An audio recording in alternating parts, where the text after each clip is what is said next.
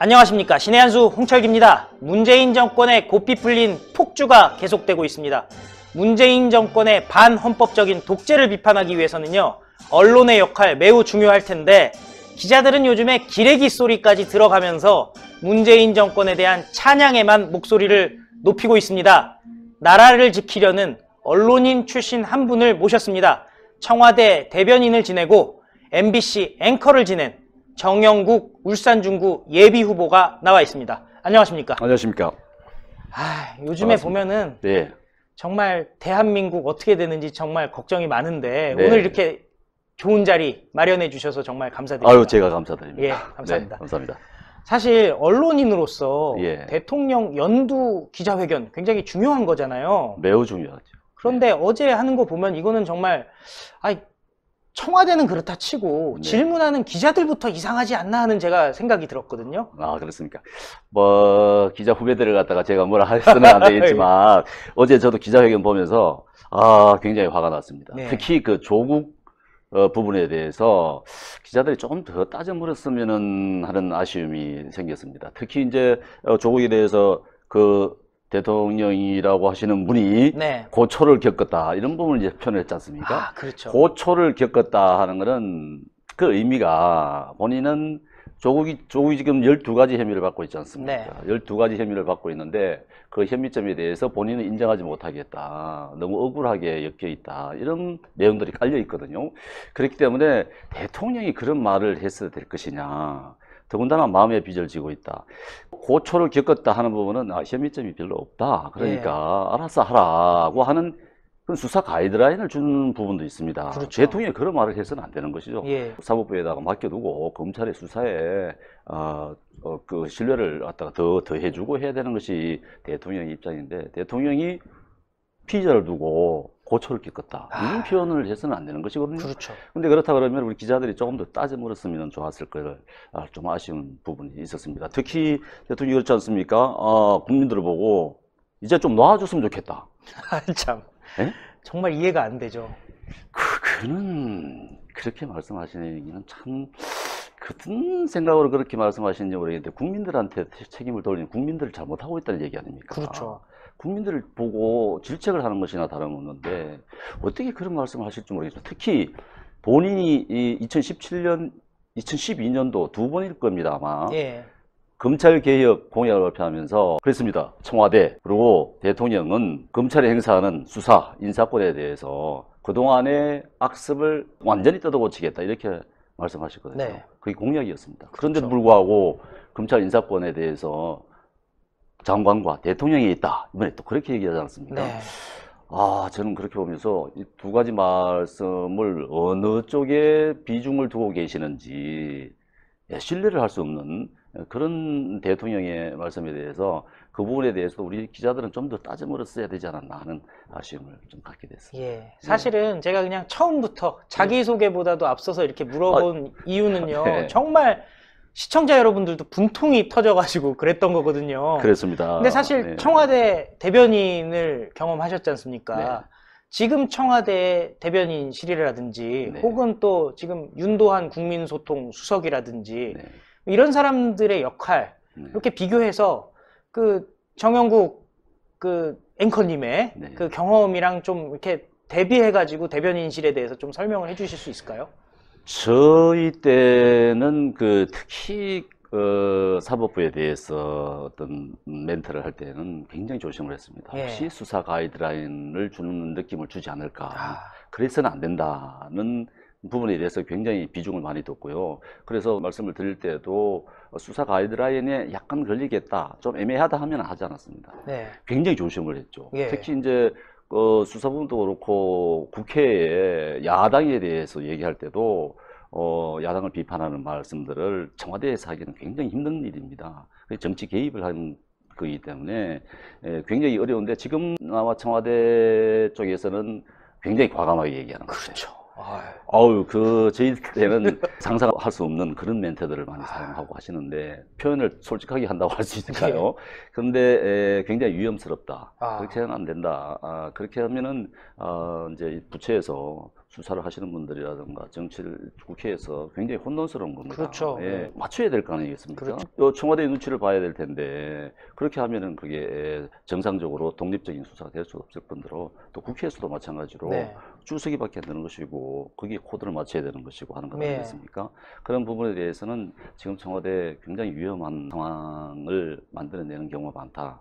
그렇게 생각이 됩니다. 사실 그 고민정 대변인 얘기를 안 할 수가 없어요. 네. 왜냐하면은 지난번에 송병기를 문무행정관이랑 만나게 된 게 네. 캠핑장에서 만났다 이런 얘기가 나왔었잖아요. 그렇죠. 울산에서 오셨으니까 제가 울산 그렇죠. 얘기 좀 그렇죠. 꺼내보려고 하는 거예요. 예, 예. 근데 나중에 봤더니 캠핑장이랑은 아무 관계가 아니었죠. 없었지 않습니까? 예. 뭐 선거 캠프였다는 얘기인지 예. 뭐 아무도 알 수가 없는 진짜 혼동에 빠지게끔 그런 식으로 얘기를 하고 있는데, 그렇죠. 사실 언론인 입장에서 대변인을 한다고 했을 때는 기본적인 팩트 체크는 해야 되는 거 아닐까요? 반드시 팩트 체크를 해야 되는 것이고요. 이거 좀 애매하다 싶을 때는 말을 하지 않는 것이 좋습니다. 나중에 사실관계가 바뀔 경우가 생기면은 청와대에 대한 신뢰도가 무너진 건 아니겠습니까? 그렇죠. 한 번의 경우라도 저는 그렇게 생각했습니다. 한 번의 경우라도 거짓말이 생겨서는 신뢰도에 큰 상처를 받는다. 그래서 굉장히 조심을 했거든요. 조심을 또 해야 됩니다. 근데 그 팩트 체크를 하지 않고 나중에 그 거짓말이 됐지 않습니까? 그렇죠. 청와대 고민정 대변인의 말이. 그렇게 돼서는 안 된다. 그건 국민에 대한 예의도 아닙니다. 국민은 청와대 말에 대해서 신뢰를 할 수 있어야 되는 것 아니겠습니까? 지금 국민이 청와대 발표하는 내용에 대해서 신뢰를 가지겠습니까? 그런 그 사소한 거짓말들이 쌓이면은 그게 신뢰도에 결정적인 영향을 미치기 때문에 청와대 조심을 해야 되는데 지금은 좀 그렇지 않은 것 같아요. 예. 답이 안 나오는 상황이다. 예. 사실 청와대도 답이 안 나오지만은 예.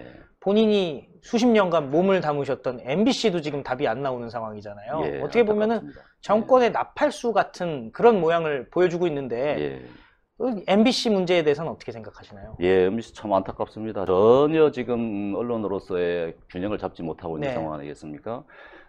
하다못해 지금 엊그제 보니까 진중권 교수께서 아주 그냥 원색적으로 비판도 하고 하던데, 그런 모습을 보면서 MBC 출신으로서도 참 안타깝습니다. 안타까운데 국민 신뢰도를 얻기 위해서는 균형을 잡아야 돼요. 빨리 균형을 잡아야 되는데 한쪽으로 너무 치우쳐 있어가지고 이걸 잡기가 이게 쉬울까 하는 부분에 대해서는 회의적입니다. 그렇기 때문에 지금 언론으로서의 역할을 하려고 하면은 국민들이 어떻게 보고 있느냐, 우리 MBC를 국민들이 어떻게 보고 있느냐를 양쪽을 다 봐야 됩니다. 한쪽의 소리를 들어서는 안 되는 것이죠. 우리 전 대통령도 오른쪽 귀는 막고 왼쪽 귀만 열어놓은 거 아닙니까? 그렇죠. 지금 언론들도 MBC도 마찬가지고 대부분 다수의 언론들이 그런 상황입니다. 제가 지난 탄핵 기간 동안을 거치면서 진실이라는 책을 썼습니다만은 그 속에 의혹에 대해서 너무나 안타까웠습니다. 제가 언론 생활을 29년을 했는데 그 탄핵 기간 동안에 대변인을 하면서 언론이 쏟아낸 의혹들이 너무나 심해가지고 그때는 그 소문들도 다 기사화를 했어요. 그렇죠. 그냥 술집에서 나오는 얘기들 이것까지도 기사화되는. 그냥 사람들끼리 그냥 농담 들었다. 따먹기 식으로 이렇게 얘기하는 것들. 그것도 기사화되는. 언론이 그런 자정작용을 완전히 상실한 상태였습니다. 그게 이제 제가 생각하기에는요, 책을 쓴 이유 가운데 하나도 저는 이제 그 우리 언론이 특정 세력, 그러니까 좌파 세력들의 이용을 당했다고 생각을 합니다. 2016년도의 상황을 조금 돌이켜 보면요, 옥스퍼드 사전에서 2016년을 어떻게 규정했냐면은 탈진실의 시대라고 규정을 했습니다. 시대적 교류를 좌파 세력들이 잘 이용했다고 저는 보거든요. 탈진실의 시대라는 것은 말하자면은 사람들이 내가 믿고 싶은 것만 믿고 진실이라고 생각하는 것을 자기가 진실이라고 생각하는 진실이라고 생각하는 겁니다. 그러니까 객관적인 진실은 관계없이 자기가 이게 진실이구나 생각하면 그게 진실이라고 믿는 것이죠. 그러니까 감정에 치우치게 되는 겁니다. 감정적으로 이게 진실이다 자기가 생각하면 그걸 진실이라고 믿는 그런 사회를 말하는 것인데, 그런 사회가 왜 됐느냐? 그동안에 이제 우리 인터넷 유튜브도 없고 인터넷이 발달하지 않을 때는 지상파라든가 그냥 신문만, 기존의 언론들의 제공하는 정보만 그것만 보고 판단을 하지 않았습니까? 예. 그 외에 이제 SNS 발달하고 인터넷이 발달하면서 정보 수집이 누구나가 가능해졌으니까 그러다 보니까 그동안 기성 언론이 제공하고 공공기관이 제공한 정보가 맞지 않구나 하는 불신을 갖게 된 것이죠. 그러다 보니까 이거는 이제 믿을 때라고는 내 스스로밖에 없구나. 헬스생인 것이 이제 불탈 진실의 시대. 객관적 진실 관계없이 그렇죠. 이건 믿을 사람이 없다. 이야. 내 스스로 믿는 것이 진실이구나. 이렇게 된 것인데 그 시대의 조류를 좌파 세력들이 악용을 했다고 봅니다. 야, 근데 감정을 자극하는 그러니까요. 것이죠. 국민의 감정을. 그 국민의 감정을 뭘로 자극하느냐? 의혹으로 자극했습니다. 그렇죠. 의혹으로. 예. 그때 생각해보면 진짜 말도 안 되는 얘기들이 막 그렇죠. 나왔잖아요. 가장 대표적인 게 세월 7시간인데요. 그때 박 대통령이 성형을 했다, 연애를 했다, 굿을 했다, 이런 것들이 계속 제기하지 않았습니까? 그 언론들이 그걸 받아쓰고 확대 재생산하고 이랬는데, 그런 것들을 국민 감정을 자극해서 그런 환경을 만들어가는 것이죠. 그렇게 결국은 광장으로 나오게끔 사람들을 만들었지 않습니까? 그렇죠. 그러니까 정치적 선동을 하는 것이죠. 거기에 기폭제를 만든 그 장치가 드루킹도 저는 그렇죠. 예. 작용을 했다고 봅니다. 맞습니다. 그 특검이 드루킹의 수사를 대선 전후로 했으면 수사를 했습니다. 그 전에도 활동을 했습니다. 그렇죠. 끊임없이. 그럼 그 여론을 조작했을 때 그 의혹들을 가지고 여론을 얼마나 많이 조작을 했는지를 수사를 하지 않았습니다. 네. 그건 분명히 수사가 될 부분이에요. 저는 말씀을 들으면서 그런 생각을 했어요. 예. 그 당시에 그 말도 안 되는 의혹들을 쏟아냈던 사람들이 예. 마치 농공행상 되듯이 예. 지금 MBC에서도 프로그램의 진행을 맡고 있지 않습니까? 예. 이게 어떻게 보면은 언론인 스스로도 스스로의 자존심을 버리고 그런 네. 의혹 제기를 하고 가짜뉴스 만들어내는 사람들을 오히려 제도권으로 끌어들여서 자기들도 가짜뉴스를 지금 생산하고 있는 거 아닙니까? 네, 그렇죠. 그런 부분들을 정리를 참 해야 되는데, 네. 지금 이 현재 상황은 좌파 언론으로 완전히 지금 기울어진 상태 아닙니까? 그렇죠. 운동장이 기울어졌다기보다도 뒤엎여진 상황이니까, 그런 지금 상황에서 그걸 우리가 기대를 할 수 있겠나 하는 부분이 굉장히 회의적인 것이죠. 진짜 그러네요. 바로잡기라는 게 언론이 바로 서지 않으면 우리 사회가 정상적인 사회가 되기 어렵습니다. 그리고 법치가 바로 서지 않으면 정상적인 사회가 굉장히 힘들다고 볼 수 있는 거 아니겠습니까? 네. 누가 옳은 소리를 해주겠습니까? 그러게요. 그런 상황에서 이게 지금 언론 환경이 너무나 지금 한쪽으로 치우쳐가지고 국민들이 지금 유튜브가 왜 이렇게 인기를 얻겠습니까? 기성 언론들에 대해서 굉장히 불신이기 때문에 그런 거 아니겠습니까? 스스로 자성을 해야 된다고 봅니다. 저 조금 방향을 바꿔가지고요. 네. 요즘 이제 지역 얘기를 좀 해보고 싶어요. 네. 울산 하면은 울산 선거 개입 해가지고 계속 울산이 오르락 내리락 하는데 네.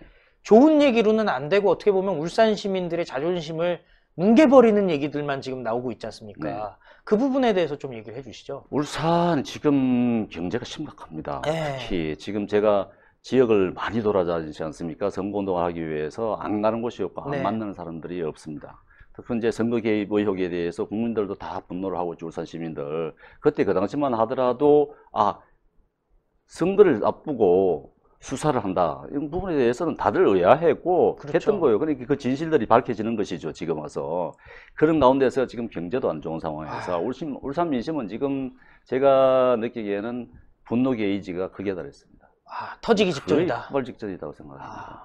제발 좀 바꿔달라. 예.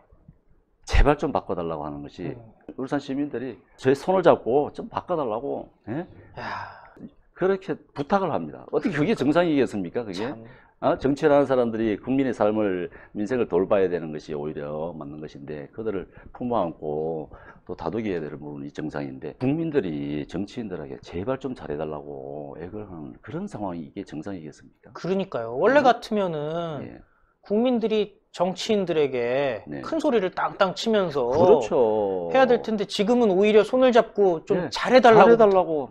잘해달라고. 정말 그 눈물을 흘리면서 말씀하시는 분들도 있습니다. 근데 송철호라는 사람이 지금 보면 입장도 제대로 표명을 안 하고 그냥 어떻게 보면은 그 사람은 철새 정치인 출신이지 않습니까? 따지고 예, 보면은 예. 당적도 계속 바꾸고. 네. 근데 그런 사람이 시장이 돼 있다 보니까 제가 듣기로는 울산 시장이 전국에서 가장 인기가 없는 지방자치단체장이다. 뭐 그런 얘기도 지금 있는 항상 상황이죠. 꼴찌를 하죠. 국민들의, 울산 시민들의 자존심이 엄청 상하게 있는 거죠.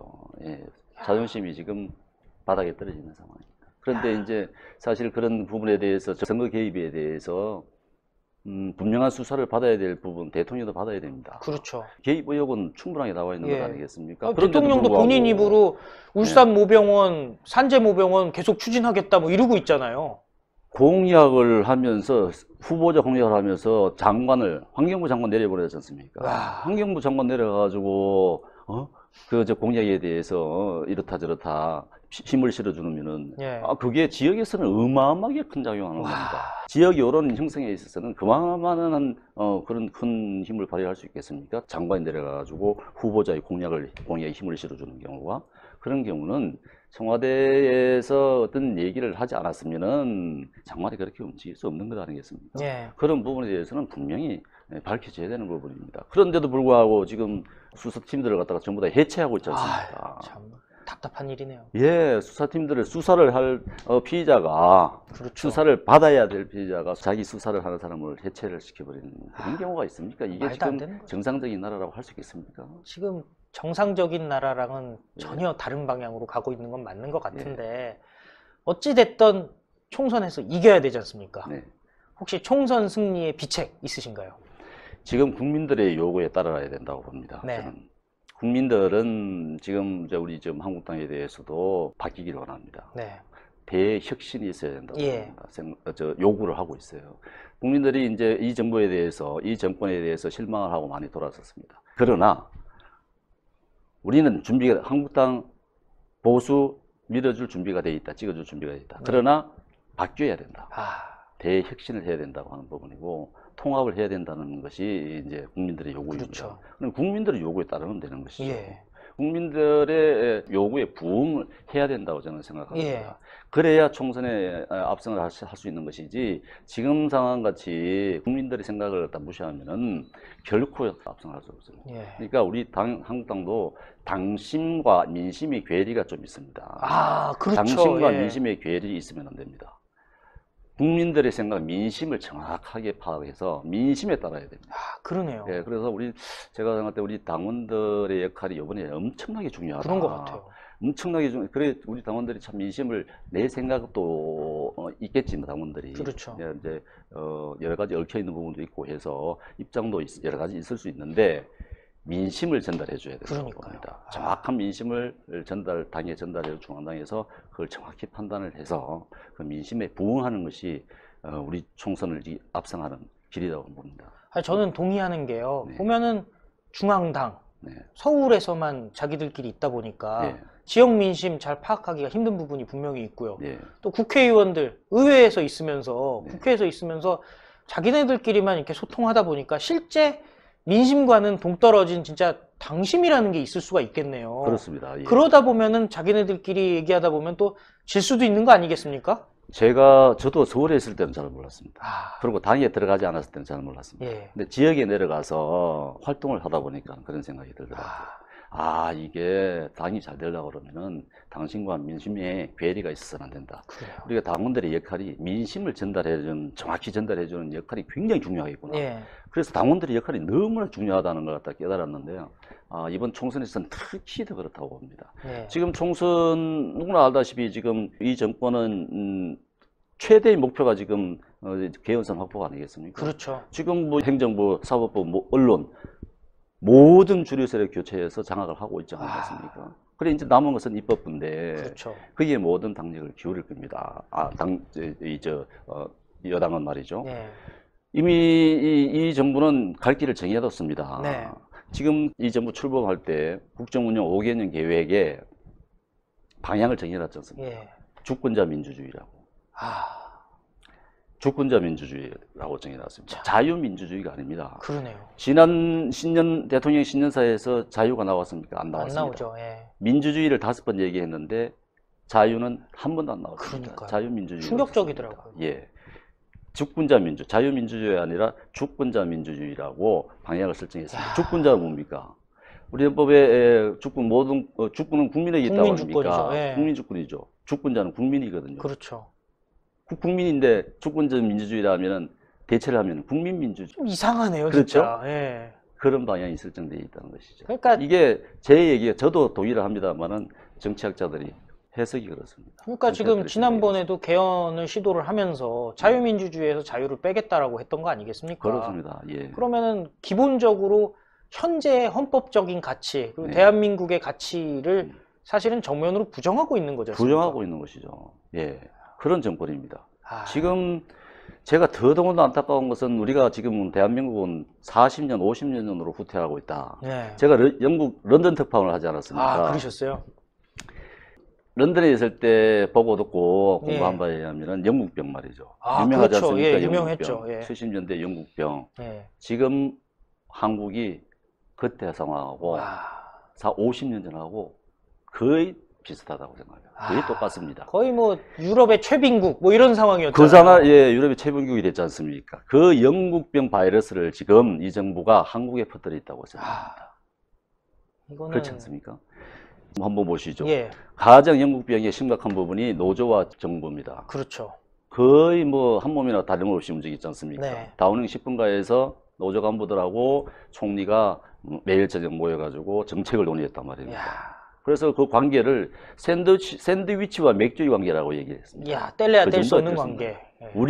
우리 이 정권과 민노총과의 관계를 뭐라고 표현해요? 저는 치맥의 관계라고 생각합니다. 어떻습니까? 아, 치맥 관계. 뗄 수 없지 않습니까? 그렇죠. 그 정도의 관계, 그 정도의 상황이고, 또 하나는 지금 기업들을 갖다가 그 당시에 영국병이 있을 때 공기업화 시켰습니다. 그렇죠. 기업의 경영권에 개입해서 기업의 생산성을 약화시키고 그렇죠. 기업을 무력화시키는 것이죠. 지금 우리나라 지금 국민연금을 통해서 지금 주주권 행사에서 기업 경영에 개입하려고 하지 않습니까? 그렇죠. 그런 상황이죠. 또 공무원들 계속 늘려서 확충하고 있습니다. 예, 재정을 늘려서 일자리를 만들려고 하고 이야, 예? 더군다나 열심히 일하고 그렇죠. 열심히 공부해서 1등 하려고 하는데 못하게 하지 않습니까? 그렇죠. 예. 열심히 일해서 부자가 되려고 하는 것을 죄악시하는 겁니다. 아, 그게 영국병이었습니다. 그래서 대처가 대처 총리가 되면서 국민 정신 개조 운동을 벌인 것이죠. 열심히 일하는 것이 열심히 일해서 부자가 되는 것이 왜 잘못된 것이냐 네. 이랬던 것입니다. 그게 그 자유주의입니다. 그게 내가 개인의 능력 존중을 받아서 열심히 하면은 그만큼의 소득이 생기고 그만큼 부자가 되고 하는 것들이 자유주의적인 그렇죠. 생각이지 않습니까? 그게 자유주의인데 우리는 자유주의를 지금 완전히 지금 폐기시키려고 하고 있습니다. 자유란 말 자체를 아예 안 쓰려고 하고 있습니다. 뭐 죄악시하는 것 같아요. 죄악시하는 말입니다. 그런 풍토가 돼서는 우리나라가 옛날에 그런 영국병이 참 50년 전으로 되돌아가는 아, 지금 그런 상황이라는 것이 너무나 안타까운 겁니다. 너무나 정말 안타깝죠. 위험한 상황입니다. 예. 예. 구체적으로 좀 여쭤볼 게 한 두 가지가 생겨버린 것 네. 같습니다. 아까 당이 혁신해야 된다라고 말씀하셨거든요. 네. 구체적으로 당이 혁신하기 위해서 아까 말씀해주신 어떤 그 국민의 민심과 네. 또 당심의 괴리를 줄이자 여기까지는 제가 또 이해를 했습니다. 네. 근데 혁신하기 위해서는 기본적으로 보통은 인적 쇄신을 먼저 얘기를 하잖아요. 네. 당이 어떻게 인적 쇄신을 해야 될까요? 인적 쇄신 이제 국민들의 생각을 갖다가 정확히 읽는 것이 중요합니다. 제가 다녀보면은 네, 여론을 갖다가 우리는 옛날에 제가 기자일 때는 예, 기자 본인의 생각을 이렇게 쓰면은 그게 여론이 된다고 생각하지 않습니까? 아, 그죠. MBC 정도 네. 되면은 뉴스데스크에서 보도하면 대체로 그게 여론이 되죠. 밖에 나가서 여러 사람들의 얘기를 정말 장에 나가서 시장에 나가서 얘기를 많이 듣고 이렇게 예. 해서 그게 여론이거든요. 근데 지금 기자들은 옛날에 그렇지 않았, 지금도 그렇지 않고 하는데 제가 지금 내려가서 사람들의 얘기를 들으면은 예, 여론이 그렇습니다. 인적 쇄신을 해야 된다. 음, 바꾸라는 얘기. 예, 한국당에서도 인적 쇄신에 사람을 바꾸고 또 그렇죠. 바꾸라는 것도 정권을 바꿔달라는 그렇죠. 거거든요. 둘 다 바꾸라는 얘기예요. 예, 그거 바꾸려면은 우리는 지금 우리 당에서 정말 모든 것을 내려놓고 네, 정말 나라만 생각하는 국가만 생각하는 그런 정신이 필요하다고 예, 생각합니다. 개인을 내려놓기는 어렵겠습니다만은 국가를 위해서 네. 결단하는 뭐 그런 모습들이 이어져야 되지 않을까 그런 생각입니다. 나름의 노력이 이제 황교안 대표가 수도권에 험지 예, 출마하겠다라고 선언한 것도 굉장히 의미 있는 건 아니겠습니까? 그렇죠. 예, 예. 그런 부분들이 이제 국민들을 좀 마음들을 움직일 수 있는 그런 당에 계신 분들이 네. 좀 이렇게 행동으로 예. 보여줘야 돼요. 그렇죠. 지금 행동으로 보여주는 부분이 없지 않습니까? 사람들, 이 국민들 굉장히 답답해하는 거예요. 예. 좀 보여달라, 좀 해라 하는 거거든요. 근데 그래서 좀 안타까운 부분이 많아요. 예. 네. 그리고 또 하나 더 여쭤보자면은 대통합. 사실은 당내라든지 또 지역 민심이라든지 아니면은 뭐 국민 전체적인 민심이라든지 대통합에 대해서 이런 말 저런 말 있을 것 같아요. 그럼에도 불구하고 대통합을 가야 된다라는 거는 다들 동의하는 것 같은데 네. 어떻게 생각하시죠? 네, 대통합은 해야 된다고 봅니다. 네. 지금 국민의 요구가 그렇습니다. 예. 일단 통합을 해라. 예. 그러고 난 다음에 총선에서 압승을 해라. 그렇죠. 그 다음에 정리할 건 정리해라. 아, 이것이 국민의 생각입니다. 총선에서 제가- 일단 이기자. 네, 일단 얘기해야 됩니다. 왜? 독주하고 있는 좌파 독재를 견제하기 위해서 중단을 시키기 위해서는 일단 총선에서 이길 수밖에 없다. 이겨야 네. 된다. 하는 것이 국민들의 생각입니다. 국민들의 생각이 정확합니다. 네. 일단 국민들의 생각에 따라야 되는 것이 자, 총선에서 지면은 이 나라가 위험하다. 이 나라가 어느 국가가 될지를 알 수가 없다. 그렇죠. 정말 가보지 않은 그런 위험한 나라로 간다. 진짜 삼류국가로 떨어질 수 있다는 위기감이 팽배한 상황입니다. 우리 국민들 그렇게 다 생각하고 있어요. 그래서 일단은 이 좌파 독재를 막기 위해서 네. 총선부터 이겨라. 이기려면 통합을 해라. 통합을 하고 난 다음에 정리할 부분이 있으면은 그 다음에 이기고 난 다음에 정리해라. 예. 이것이 국민의 생각입니다. 그렇죠. 우리는 그게 정답이라고 생각합니다. 예. 예. 사실 제가 오늘 이렇게 책을 하나 선물을 받았습니다. 이게 정영국 앵커께서 주신 진실이라는 책인데요. 네. 이렇게 내용을 보면은 박근혜 정부 청와대 대변인의 마지막 브리핑, 그러니까 네. 청와대 대변인으로서의 경험, 네. 이것들을 또 집약했고 네. 또 미래에 대한 비전도 제시한 책이라고 제가 들었습니다. 네. 좀 책 내용에 대해서 간략히 좀 소개해 주실 수 있을까요? 이 부분은 이제 앞부분은 제가 책을 쓰겠던 동기가 네. 아까 좀 전에도 말씀드렸습니다만은 그 박근혜 대통령에 덮어 씌워진 그 의혹의 이미지, 그 이미지가 국민 감정을 굉장히 자극을 해서 탄핵으로 이어진 그런 상황이기 때문에 박근혜 대통령의 진실성을 좀 국민들이 모르는 부분에 대해서 제가 좀 알려드리는 것이 맞겠다 싶었습니다. 특히 저 같은 경우는 이제 언론 생활을 29년 했고 또 박근혜 정부의 마지막 대변인으로 이제 뒤늦게 합류를 한 상황이기 때문에 제가 뭐 친박도 아니고 그렇죠. 아무런 관계도 없는 상황이었기 때문에 제가 가장 객관적인 입장에서 내가 옆에서 본 그때의 청와대 그리고 박근혜 대통령 이 부분은 좀 알려야 되겠다 해서 박근혜 진정성에 대해서 좀 전달을 하고 싶었습니다. 그리고 이제 나머지 부분들은 이제 그 의혹, 그 과정에서의 의혹들에 대한 진실, 국민들에게 전해진 의혹과 전혀 다른 그런 부분들이 너무나 많기 때문에 안타까워서 그 예. 부분에 대해서는 사실과 다르다. 이 예. 부분이 진실이다 하는 부분을 얘기했고, 그다음에 또 이제 앞서 얘기했듯이 이제 영국병과 한국병 얘기를 했습니다만은 이 정부에 들어와서 제가 가만히 있기에는 정치를 하려고 나선 이유도 도저히 이 정부가 하는 행태를 보고서 그냥 있을 수는 없겠다 싶어서 그렇죠. 일어나는 건데요. 행동으로 나서야 되겠다 할 수밖에 없는 상황이기 때문에 예. 나왔는데 그 부분에 대해서 이제 제가 느낀 부분, 이 정부에 대해서 보고 느낀 부분도 또 나온 겁니다. 예, 오늘 말씀 감사했습니다. 아유, 감사합니다. 예, 참 이 진실이라는 책, 결국에는 탈진실의 시대, 대한민국의 진짜 진실이 어디 있는지를 밝혀주는 책이니까요. 많은 일독을 권하겠습니다. 그리고 사실 여러분들 요즘에는 다 인터넷으로도 다 구매할 수 있으니까요. 많이 한번 구매하셔가지고요. 정영국 앵커, 정영국 울산중구 예비후보가 어떤 생각을 갖고 있는지, 그리고 박근혜 정부 말기에 있었던 그 수많은 어떻게 보면 언론의 공격들, 그리고 바깥에서 돌아가는 어떤 움직임들, 의혹이라고 얘기하지만은 사실은 진실과는 거리가 멀었던 음해들, 어떤 것들이 있었는지 여러분들이 잘 차근차근 살펴보신다면요. 이 정권, 자칭 촛불혁명 정권이라는 것이 얼마나 사상누각의 정권인지를 알 수 있게 되는 계기가 될 것이라고 저는 생각을 합니다. 어찌되었든 박근혜 대통령의 억울함을 풀기 위해서라도 총선에서 승리를 해야 됩니다. 3분의 2는 있어야지 우리가 해야 될 일을 할 수가 있습니다. 그렇기 때문에 지금은 네가 잘했냐, 네가 잘못했냐 이런 거 따지지 말고요.